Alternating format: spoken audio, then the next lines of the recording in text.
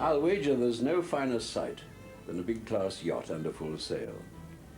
Here we have a remarkable series of films which, although made by an amateur years ago, form one of the best records ever made of these great yachts. Because these films were salvaged from a dustbin, we didn't at first know who had made them, but we're now pretty sure they're the work of Commander Harry Vandervelde, a well-known character in sailing circles in the 30s, and a great movie photographer who used to show his films around the clubs in the winter season. The 1920s and 1930s were the heyday of the big class. King George V had helped revive the class after the First World War, and his marvelous old yacht, Britannia, is well shown in this film. A lot of the others were built to the international rule before 1930, and they all raced on handicap. In 1930 had come the contest for the America's Cup under the American Universal Rule, and it was agreed that a modified version of that rule should govern the big class in this country. All the older yachts, including Britannia, had to be modified, which meant changing the old gaff rig to the new Bermudan rig, which you will see for the most part in this film. You needed to be a wealthy man to own a big class yacht, and of course there was also a professional crew to maintain. You'll hear from a couple of them during this film. Many of the owners, such as Tom Sopwith, Dick Ferry or Herman Andre, were great men in the forefront of industry and banking. Men of huge energy, and this, you will see, was reflected in their attention to the design of their yachts and to the fact that they increasingly took the helm themselves. It was during this later J-class phase that I, as a young graduate from Oxford, found myself steering one of these enormous vessels. These movies certainly capture some of the excitement that I have always felt in them. Here we see Britannia, the King's own racing yacht. By far the oldest vessel in the class, she was built in the Clyde in 1893. She survived various alterations and became one of the most successful racers ever, with over 200 first prizes in her 42 years. Here we see the guests coming aboard from a naval picket boat on a fine morning off Southend at the start of the season of 1933. By this year, Britannia had been converted from gaff to Bermuda rig. The crew will have been getting things ready for many hours, and now they're hoisting the mainsail.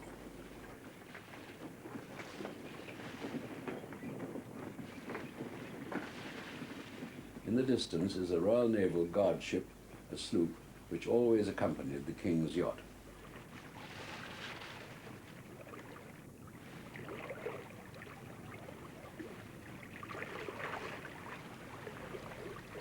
As they maneuver at the start of the race, we catch our first glimpse of Sir Philip Hunlock, the King's sailing master, one of the great characters of yachting. He was one of the first amateurs to take the helm,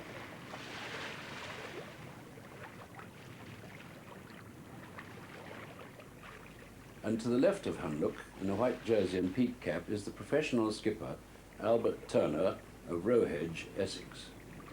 Fred Turner, a nephew of Albert, was a crew member at that time and remembers them both. Captain Albert Turner was my uncle, of course, on the Britannia.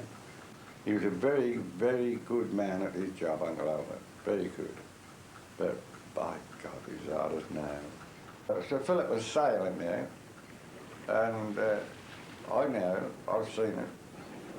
Sir Philip Hunlock standing there at the wheel in a suit of pajamas and oilskin coat. Now, he asked Uncle Albert, now he struggled with the wheel, both hands, over, back, back. Albert, take the wheel a minute, I want to go down below. Uncle Albert would go down on deck on one knee, put one hand on one spoke, and not take it off. I won't move it much more than a few inches. Britannia is into the race. Then, as they approach the Nore light vessel, they duel with my old ship, Shamrock, which passes the mark first.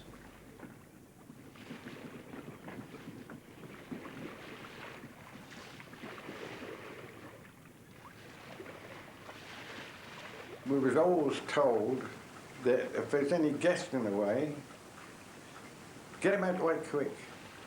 Because we're racing, you see. Get them out the way quick, no matter who it is. Well, I went put this topper handle in the main sheet stopper one day, and there was a brogue shoe resting on top of this stopper. And I hit it up top like that. I said, "Mind your foot, sir." And I looked up. It was King George V. Here they are, sailing on starboard tack down the Thames. 121 foot 6 inches of vessel, displacing 154 tons, flying along at 11 or 12 knots.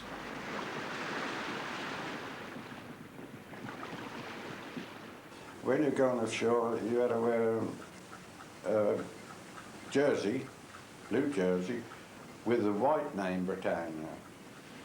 But when he was at work, he wore a jersey with the red name Britannia. And Uncle Al was very strict about that.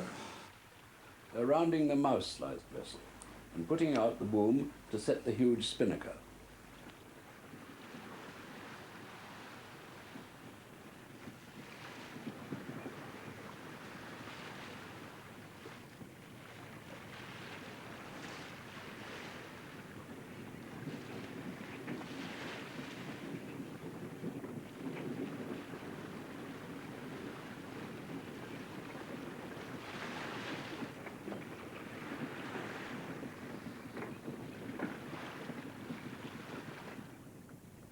A brief but rare shot of the saloon below shows the end of the day and the end of our first fragment of film.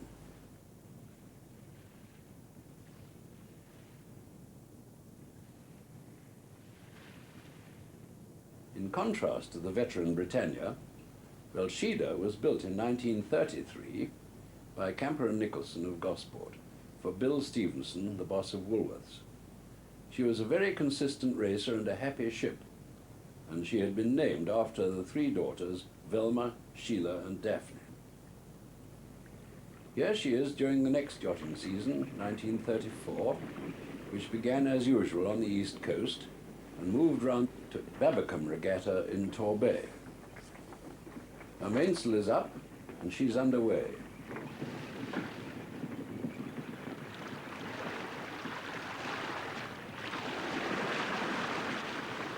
Astern, you can see Endeavour and various of the other big boats before the start.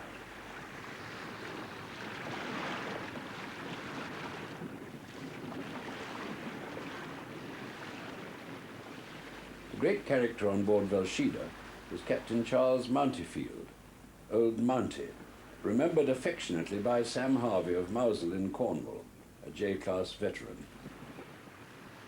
Of course, Captain Mountyfield was a good man on the tiller, no doubt about that. Even racing City with a baby, that fella. He was 76 when he finished racing these boats. And Velsheda, that's saying something, isn't it? He wouldn't let you have a cup of tea until everything was right. Oh, yeah. Beautiful boat, Velsheda. Oh, yeah, lovely ship, give her credit. And as I say, she took a bit of beating. Sailed properly and handled right, you know, with a good crew. And all counts.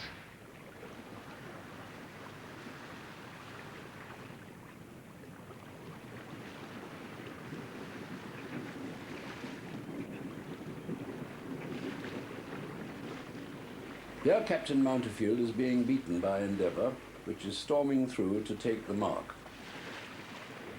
You find a man on the wheel, if he got a crowd out there in front of him, is doing everything right. What a lovely feeling. You don't have to shout to do this and the other. See, the helmsman is steering. He's handling the boat. The skipper, he's handling the crew. You see, now they're working between them. You've got the boat and the crew. First mate is forward. He's in charge of shifting all head sails and spinnakers and all that sort of thing, and also trimming the head sails. Everyone has his job, you see. And the second mate's aft with the bosun, with the crew on the main sheet and all that, and runners and jib sheets and what have you.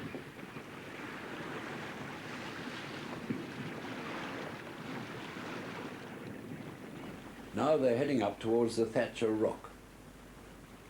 And the sequence ends with a good portrait of one of the best-liked skippers of the old school. Now we're aboard Astra. This is a squally day in the Solent, around 1933, were on board Astra, hoisting the mainsail. Astra was the smallest of the 23-metre big class, converted to J-class for the 1931 season. Her owner, Hugh Paul, a grain merchant from Ipswich, is at the helm, with Maudie, his wife, and Major Hextall Smith, the well-known yachting correspondent, known as Bookstall Smith. Oilskins, you will notice, are the order of the day here. Very little rail, you'll notice. It would be easy to go over if you didn't watch out. But you got so sure-footed on them as a mountain goat. You know, because you knew it was there. And we had little handrails staying on to if you wanted them. But, you know, you knew where to put your foot, up against a cleat or something. And usually on the weather side, you see, fleeted up on the weather side. The only word spoken there was, stand by, ready about, Leo. And we all get up and get working, then after, down. That's the way we were taught. And we had 2 weeks hard training, no matter what boats we'd been on, with a skipper. And he really put us through our paces for 2 weeks before the race started. Calling us everything if we made a mistake. And you never made it the second time. These boats' mainsail was renewed every 3 years, and the mainsail in those days cost £1,000. Now, you could buy 3 bungalows for that in that time, so just show you what time and money the owners spent to keep the class going. Great sportsmen, you know. Great sportsmen they were. Yes, give them their credit. And of course give us all a job, which was wonderful.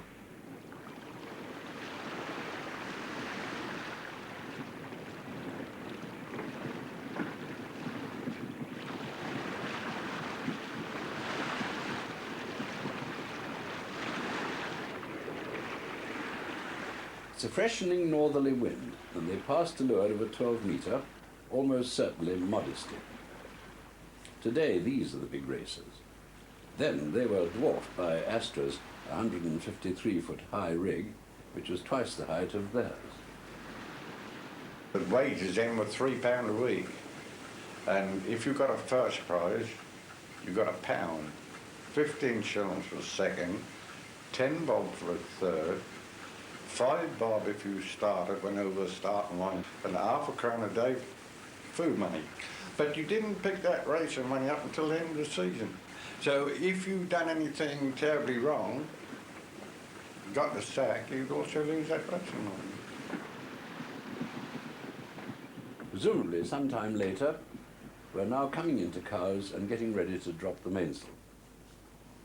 You see the fine old Royal yacht, Victoria and Albert, lying at anchor with a guard ship in the background. And you'll see one of the local Solent classes enjoying some exciting races of their own.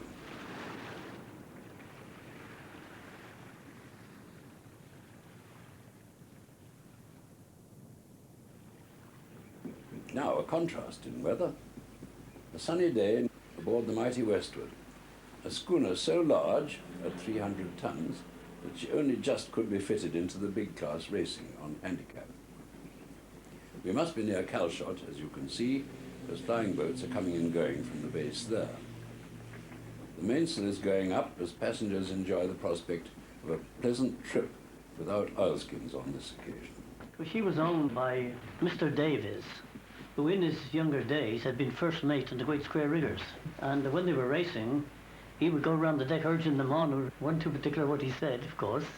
Candida sails by. So does Velshida. The wind is light easterly as a fine array of the big class bear away for a start before the wind. And his skipper was one of the Diaper family from the River Itchen. They were a big family, and anyone with that name in the 30s would always get a job yachting. Fishermen start, you know, but know all about boats. They passed the four-masted Hussar. The race had started.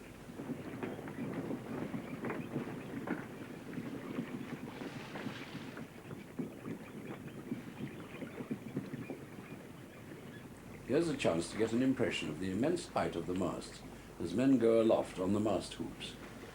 Spinnakers are being prepared all round to be put out on booms which raise a few gasps from the modern yachtsmen. This is not ideal weather for Westwood. With a stiff breeze, she was hard to beat on a long reach. If you got her with a beam wind, like obviously like a train, and he was another hard case, the owner of that, Mr. Davis. I know we were racing at Ryde, and he caught the shamrock on the wrong tack, and he put his bobstay up on the shamrock's taffel. And it's a damn great boat to do that with. Yeah, but he was in the right this thing, and he's on the starboard tack.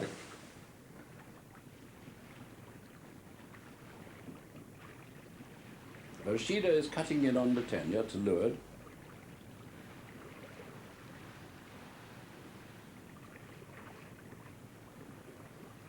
And Candida is sedately going about.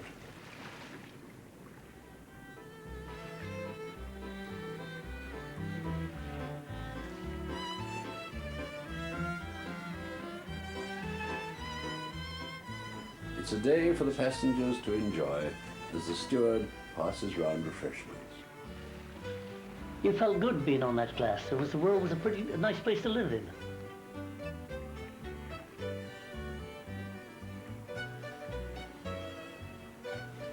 A rare glimpse of a woman going below, but our cameraman is happier on deck. Our final glimpse of Harry Vandervelde's splendid film shows us one of the gentler moments aboard the big class.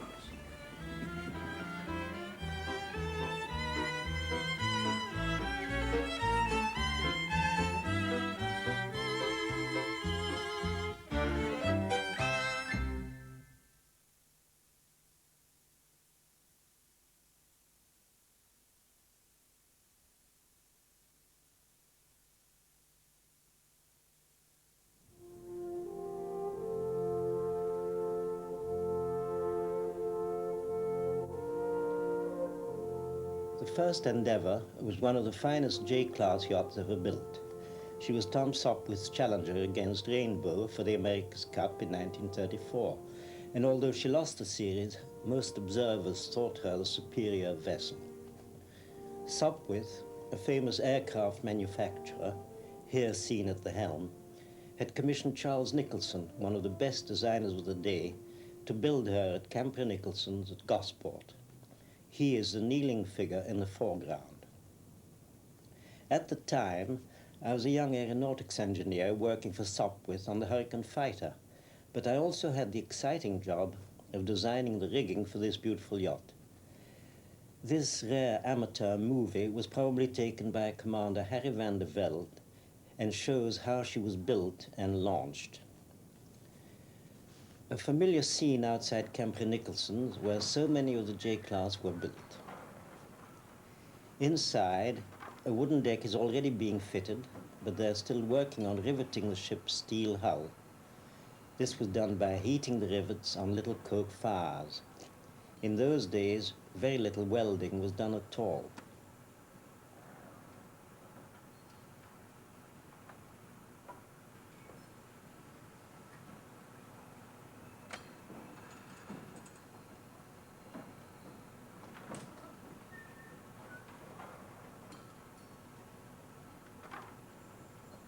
Here we're looking aft,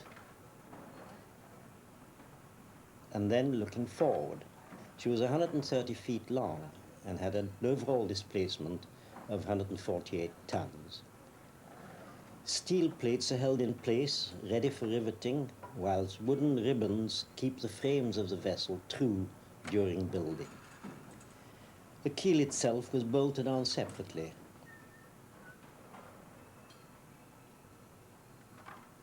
Here's a shipwright with a traditional adze shaping the rudder blade.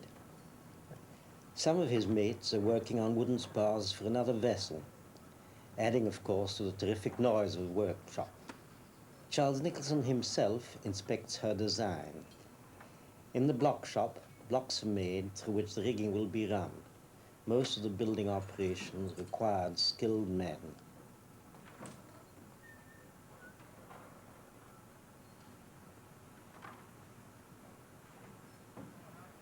Some of the yellow pine deck is laid, curved, screwed from below, and the seams between the planks filled or caulked with cotton rather than traditional oakum.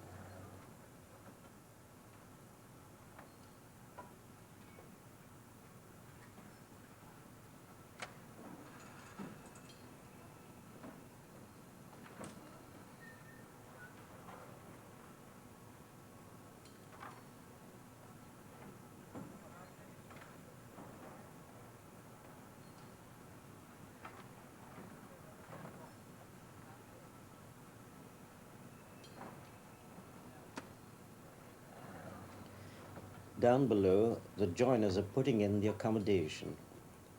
Endeavour was essentially a racing yacht and never had the fancy decoration of some of the earlier yachts.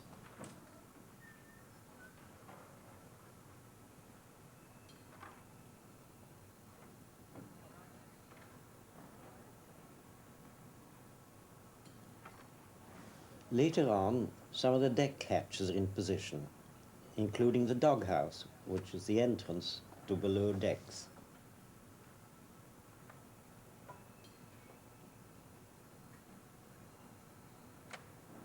They've fitted the wheel on deck.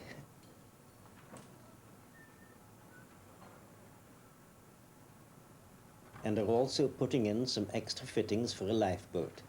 This was specially for the Atlantic crossing to the America's Cup contest.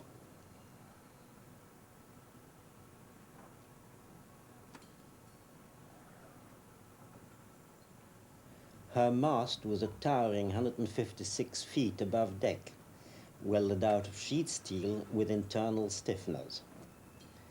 Masts were always vulnerable in J-class vessels. Here is her centerboard plate. It lets down through the hull when you are going to windward. It gave Endeavour 23 feet draft rather than her usual 15. Blacksmiths were very important in a yard such as this. Many fittings were forged where we would weld them today.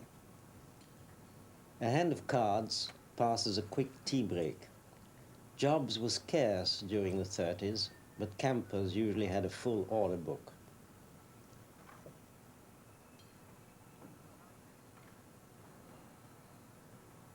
They're beginning to lay the way for launching. At the moment, the vessel is resting on her keel, but during the launch, the weight will be taken by the cradle, which will slide down greased ways into the water.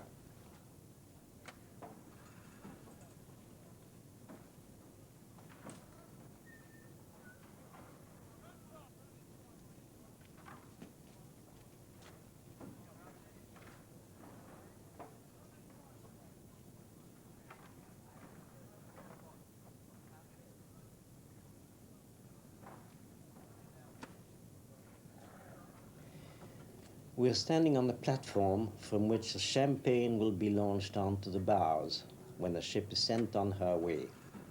Quite a few deck fittings are already in place.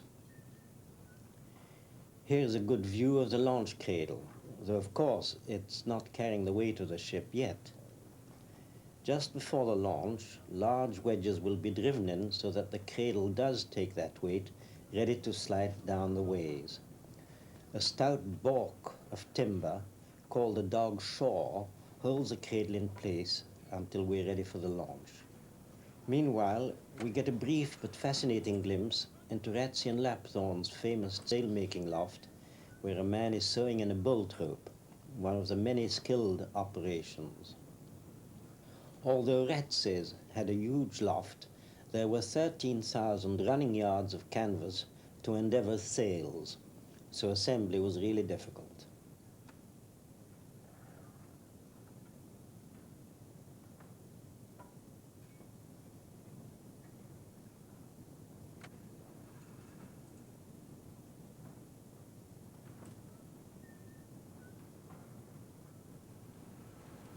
Our cameraman returns to the launch, where the men are driving in the wedges so that the cradle takes the weight.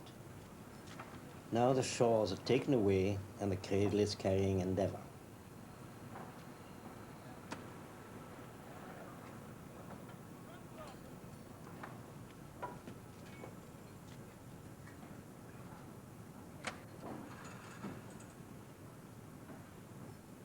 The champagne bottle is at the ready, and here is the key to the launch. The dog shore and the sledgehammer will be used to knock it down and send the boat on its way. The time has come. She's beginning to move. The men on deck are very excited. She's gathering speed as she goes down the way, and they hurry to put up a temporary flagpole so that the bunting can be flown on this happy day. Everyone's cheering.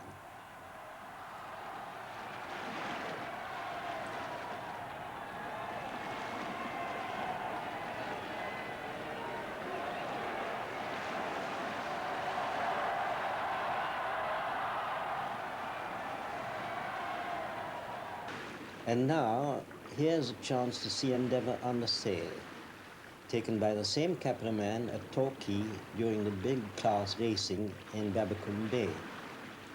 The film is being taken from Velshida.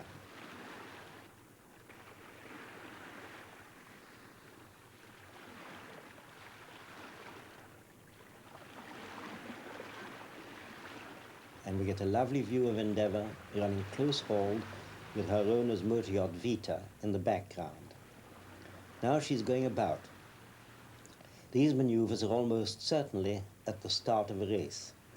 There's quite a bit of swell, but the beauty of Charles Nicholson's design can really be seen in action as she speeds through to overtake Velshida. There's no doubt that everyone is waiting for the starting gun.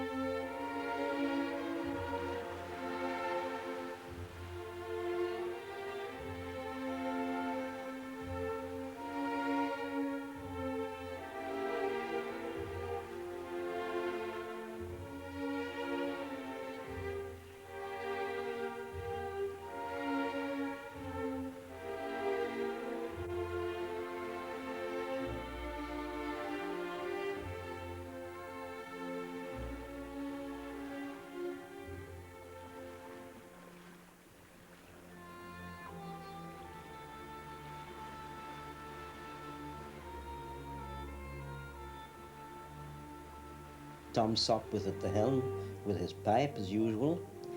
He has a crew of about 24 professionals and an after guard of amateurs, probably about 4 or 5 of them.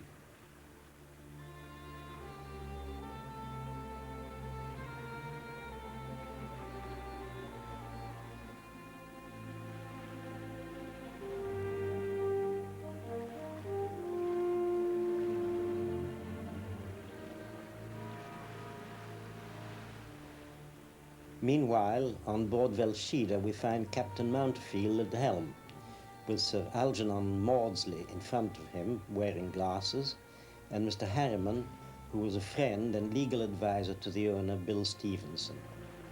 All of them no doubt admiring the yacht which should have won the America's Cup, the first Endeavour.